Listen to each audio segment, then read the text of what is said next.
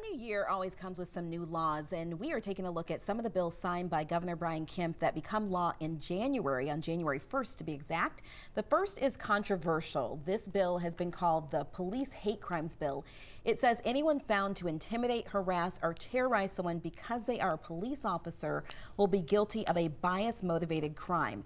It makes crimes against an officer punishable by at least a year in prison and up to as many as 5 years, plus a potential $5,000 fine. Activists protested this bill, calling it unnecessary. They saw it as a step backward since it was approved the same day Georgia passed a historic hate crime bill. Another new law requires physical therapists and their assistants to go through an FBI background check-in in order to be licensed by the state.